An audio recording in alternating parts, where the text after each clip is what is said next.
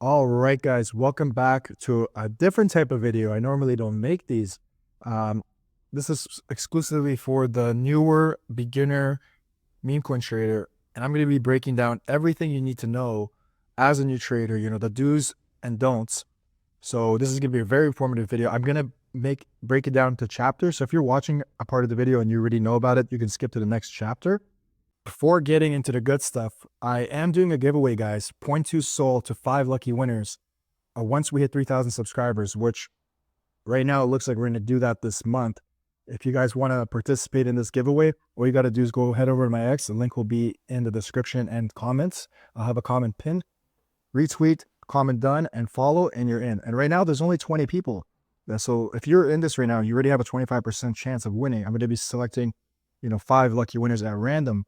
And as well, guys, if you want a community, a place where you can get calls for free, engage, learn, talk to other people in the meme coin space, feel free to join my CryptMe discussion group. It's an extremely special community for me, and I encourage you to join. The link will be in my description as well. So I'm going to approach this video as if I'm a brand new meme coin trader. The first thing you're going to want to do is get the Phantom wallet extension. Just type it into Google, open it up, and install it onto your preferred browser. I'm sure 90-something% of you already have it. So once you do that, you just want to load it up with some funds and send it over to your preferred trading bot. I exclusively use TradeWiz because of its features. Their copy trade features are unmatched. The speed is unmatched, and their fees are unmatched. And they have other features such as address analysis. Give you a quick example of that just while we're on there. And you can put in any wallet you want. That's just a random wallet I have open, nothing special about it. And it'll generate your report. And I don't know any other bot that does this. I'll leave the link in my description for you guys as per usual. And now moving on. So what web apps do I use? I prefer to use 3. Like, I don't like to overcomplicate things. When I just started trading meme coins, I would be using so many different things. And honestly, it'll make you a worse trader. You want to stick to what works and keep it simple. So I use Photon primarily. I still use Dex Screener, and I use GMGN mostly just to check the wallets. That's it. So that's the 3 I use. There are other sites like Bullex, and Bullex is a really great app to use. I will discuss some more in future videos, but for the sake of this video, we are going to keep it simple and just stick to these 3. So Dex Screener, what is it? Dex Screener is the OG Dex for all meme coins, and it has all the chains on here, as you can see, Ethereum base, but we're focusing on Solana, so we're click Solana here. And what's the difference between Dex Screener and Photon? The main difference is Dex Screener doesn't have the pump fund coins before they migrate. So what does that mean? Pump fund coins are coins that are created right here. If you ever want to make your own coin, you can go to Pump Fund. You never want to trade off here. But this is Pump Fund. You can create your own coin, and 90% of the coins you see on Dex Screener are actually Pump Fund coin, like Pengu's, Fart Guy, like all these coins. Majority of these coins are from Pump Fund, and they only pop on here as soon as they migrate and graduate. So these coins are on Dex Screener, these coins aren't. So what do I use Dex Screener for primarily? You can use it to, let's open up Pengu, for example, and you can use it to filter out for new coins and to analyze charts. So we'll do that in just a sec. I am not going to get into too much detail on the filters, but I'll show you how you guys can set your filters easily right now just by looking at one coin. So you want to find more coins like this, for example, maybe in the earlier stages where they were like at 800K. So you head over here to Solana, and then you just go over to filters, and you can put liquidity. Let's put it minimum 20,000. Market cap. Let's say you want to trade coins that are above 80K. Pair H, keep it on maximum 48 hours, so they're newer. And 24-hour volume. Put it to at least 200,000. I'm just spitballing numbers here. And holders. Let's see. Do they have that on here? I don't know. Remember if they do. I don't think they have that. But just from these settings alone, you can already click apply, and it'll give you some more reliable coins. And most of these are on the trending, but you can look here and you can see, and I think it's makers if we look, but I don't see any. So that's all they got for their filters here. But you can play around with these, even like the 5 minute transactions. It could put, okay, I want it to have at least 300 transactions in the last 5 minutes. Click it, and the list gets a lot smaller already. So if you want, I use this app to filter for new coins or just to analyze charts. And it's a pretty, user-friendly app. So that's what I use Deck Screener for. Moving forward, Photon. So Photon is where I spend most of my time currently at the moment. And you can take any coin and do your research on it. So we're going to take Pengi, for example. And what I just did there is I copied the address of the token and I'm pasting it over here. And the thing I like about, Photon, it shows you the insiders. So see how there's IS, these are insiders. So I'll get into that in just a sec, but it also has the security features here where you can see, and when you're trading coins, guys, you want to make sure that mint authority is disabled, freeze authority is disabled, liquidity is at least 99% burned. This is a pump fund coin. Like I said, 90% of the coins that end up on Deck Screener are pump fund coins anyway. And their top holders, it seems low, but this is manipulation, and I'll show you guys in a sec why I am saying that. And you can also look at the earliest transactions just by clicking here. And it's a really good, it's a really great tool. So what do I mean by, like this is manipulated coin? So this is extremely important, what I'm going to bring up right now. So when you see this coin here, the moment it launched, the developer bought almost 60% of the supply. As you can see here, there's only 1 billion deployed, and he bought almost 600 million. So what you can do, there's two ways to do it. There's, you can either do it on here, there's a Trench Radar app, or you can do it the manual way. I'll show you both ways. This way gives you a little more detail. So what you do is you open up the wallet, just like I did, click it.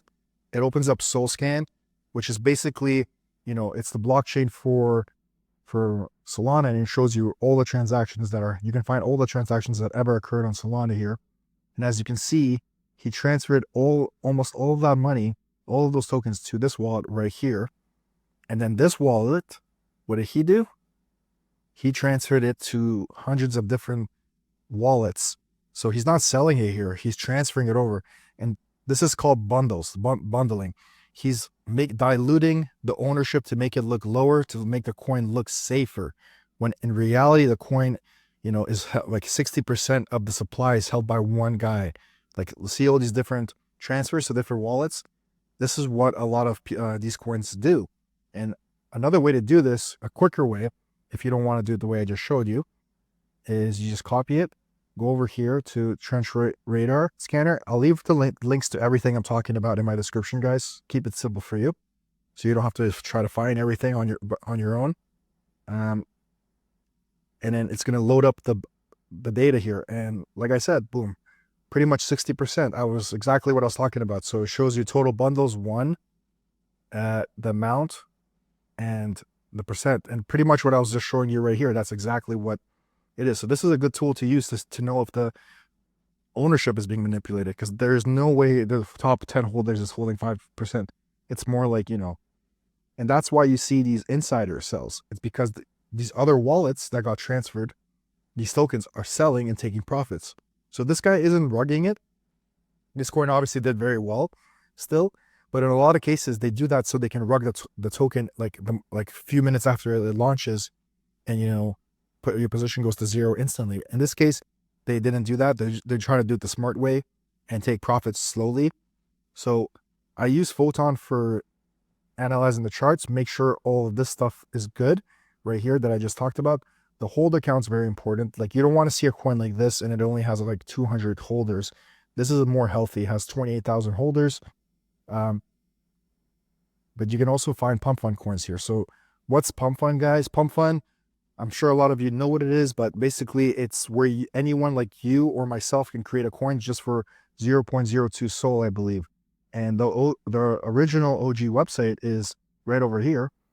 I would never use this website to actually like try to find coins and buy coins off here. But yeah, I believe it's, they increased. Okay, so I don't know. I haven't created a coin in a while, but it's very cheap to make a coin.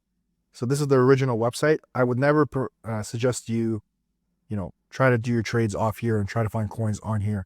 This is just, the original site. But what Photon has done and Bullux has done and even GMGN has done is you can click onto meme scope here and it will show you all the newly created coins. I have a filter set right now, so you're not seeing, that many pop up right now.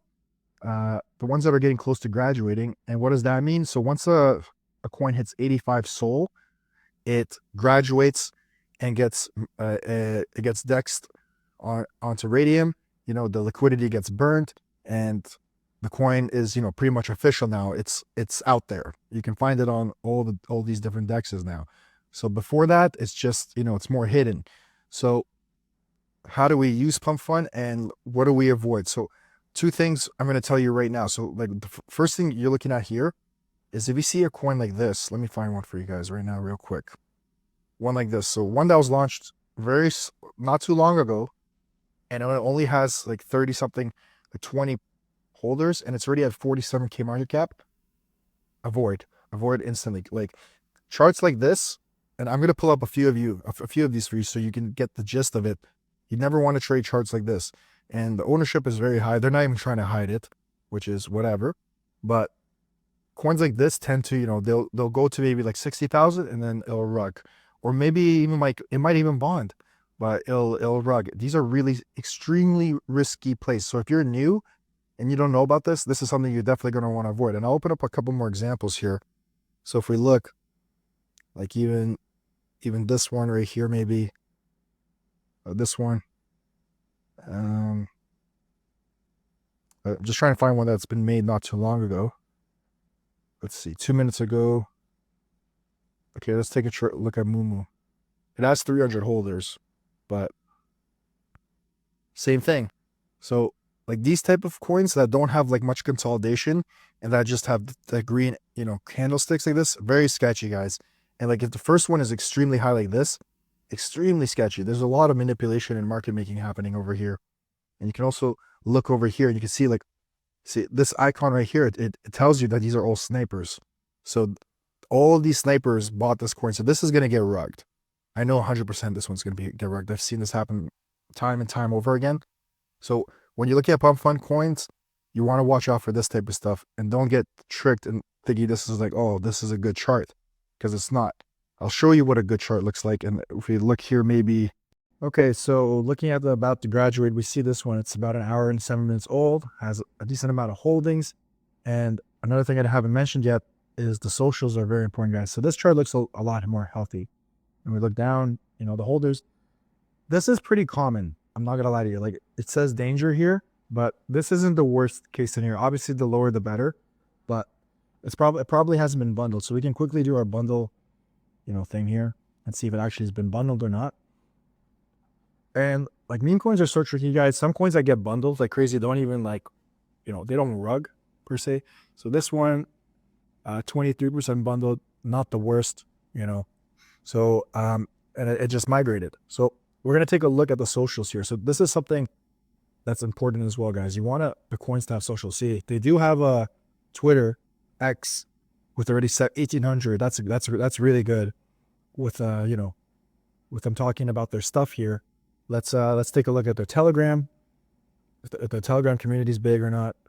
So if we look over here, they have 3,000 members. You can click join, and we're in. So this is a pretty big community, like not very engaging community because it's just showing you the buys here. So it's pretty robotic. I'm gonna leave that, and let's look at their website. Let's see what their website is doing. Okay, so their website is very, I would give this like a 4 out of 10. Like when it comes to the socials, maybe even less. But they do have socials, which a lot of the coins don't. So that's something you want to look for as well. And as you can see, this chart, it wasn't a complete up trajectory and it just bonded. It had some pullbacks. This is a healthier chart in my opinion. And this is a coin you could have potentially bought maybe over here. If you do your analysis and you like earlier on, if you bought it at like 40K, you could have already been up 2x. Okay, so lastly, what do I use GMGN for? I do have the account linked because you can follow. So basically for tracking wallets, I would say it's a very good, platform to use. Like this guy right here, this random wallet I have open here is actually, has a pretty good P&L. That has in the last 7 days, win rate is all right. And it shows you like when they bought, when they sold, how much they bought, how much profit they made. You can show you what they're holding. He's only holding one coin, so this is legit P&L. You could also follow. So for example, I could follow this guy, and when you follow him, you can go here and go to follow, and forget what his wallet address was. If we go back, just 2 tabs here. Oops. 5C, I think it was. So if we 5C something. So if we go to our follow here, and so it's this guy, you can edit the name and be like 260% ROI. So that's how I'll remember him, and you can keep track of all your wallets here. So I have a bunch of different wallets here. So a lot of them I haven't checked up in a while, but this is GMGN is a really good tool for wallet tracking and to see in real time what wallets are doing. And just for another example, we can pull up this one. I actually know this guy. He's a sniper. He snipes pretty much any coin I'm pumping. Yeah, he's right over here somewhere. ORC. So but he's everywhere, guys. So take the wallet. I already have him, but just showing you how I would do it. Paste it here. And it shows you his stats. It shows you his recent P&L, holdings, holds a bunch of coins, activity, and he's very, very active. So that's what I use GMGN for primarily. You can still pull up the charts on here too. Feel free to try that out. But I use Photon and I'm comfortable with it, so I'm keeping it simple. And I use GMGN for wallet analysis and tracking. All right, now to the fun stuff. The most commonly questions I get asked is, what gas fee should I use? What should I set my take profits, my stop losses? How do I set up my copy trade settings? I'm going to go through all 3 right now, and it's pretty similar on all platforms. When it comes to fees, I'm just going to be using TradeWiz as the example here, and they do already have a suggestion here for you. So if you go to gas estimation, it does change pretty often. See, it already changed from the last time I looked at it, and I believe that's based on the network speed. It'll tell you what are good fees to set. So my general rule of thumb is you never want to trade more than 5% of your trade, of your initial, of how much you're putting in. So if you're trading 0.1 per trade, you never want to trade your fees to be $2 or $1, because what that means is every trade you need to at least hit 5 or 10% profit just to break even, and that's very unpragmatic. So with the smaller amounts you're playing with, like if you're playing with 0.1 or 0.01 because you have very small bankroll, it's harder to do that. If you're trading with 0.5 or 1 SOL, it's very easy to keep your fees under 1% because you're trading with a bigger amount. So we're gonna take 0.1 for example, and we're gonna look at their suggestions here. So they have a suggestion for medium and high. So if we do their high suggestion, 0. with 4 5s, that's only going to cost you a penny. And I wouldn't even do that. I would do 0.0005, because you got to remember, when you're buying the coin, you're spending on fees, and when you're selling, you're also spending on fees. So you have to take this number and multiply it by 2. So in this case, we are going to be spending 22 cents to execute a trade that is $21. And that's much less than 5%, 2%, 1%. That's nothing pretty much compared to your trade size. So my general rule of thumb, guys, open up a exchange like this or a converter and take your average position size and try to make it 2%, 1% of your trade. So if we do 1 SOL, for example, that's $214 right now. And even if we take their suggestion for very high, 0.0036, that's 77 cents in, 77 cents out. You're spending $1, like $1.54 both ways. Plus, you're going to want to turn MEV protection on, because with anything over 0.1, you don't want to risk it, because you can easily get sandwiched by a MEV bot and lose, your position could go to 0 the moment you buy it. So you definitely want to have anti-MEV on. And the minimum tip is 0.002. So if we factor in 0.002 as well, so for buy and sell, that's another 80 cents. So overall, you're going to be spending around $2.30 on this position. So about 1% of your, a little over 1% of your, position size, which is nothing. So that's my general rule of thumb for that. Okay, so we're going to talk about stop losses and take profits. I do have an example opened up here. So on TradeWiz, if you go to auto sell, you can set it up. You can also set it up in your copy trade settings. I'll show you once we get to that point. But it is kind of interesting and can be confusing because a lot of the trades aren't going to go the way you want them to go. So you can have your stop loss set to 40%. If it goes down 40%, you're out. That's fine, completely fine. So that's completely up to you. You can have it at 50%, 40%, 30%, whatever you're comfortable with. With the take profits, you could have it set, but think about it. The majority of the trades you go into aren't going to even 3x. So this can be very irrelevant. It's nice to have. Most of the trades you're going to actually close out manually on your own with your own, mouse pad, with your mouse cursor. And the reason I say that is let's just look at an example right here. Let's say you bought this coin at 50K and you're relying on your take profits. So 50% would be taken out at 100K, and then it wouldn't even hit 200%. So if you just let this alone and went to sleep, which I never recommend you do, or just, didn't really pay attention to it, it could be consolidating around between the 100 and 200% mark, but then it completely drops. So this is nice to have if the trade, for example, if it was a trade like this, where you bought this coin and, it just keeps running, then your take profits, it's nice to have that because it'll automatically take profits the way you like. So when I talk about stop loss and take profits, you got to think about the ideal trade. So if you finally get into the ideal trade, how would you like your take profits to go? So would you want to take out 50% at 100% and break even and then let the rest ride? That's completely up to you, because 90% of the time, guys, you're going to be closing out the trades yourself. The most important thing is to just have a stop loss, because you don't want a coin to get rugged, and because you didn't have a stop loss, you didn't get out in time and you lost 80-90% of your position. All right, now we're going to discuss the copy trade settings with you guys. Depending on what platform you're using, if you're not using TradeWiz, it's going to look a little bit different. Like if you, for example, look at Trojan, it's much more simplistic. Can't really do much, can't really play around with the features as much, and you're more limited.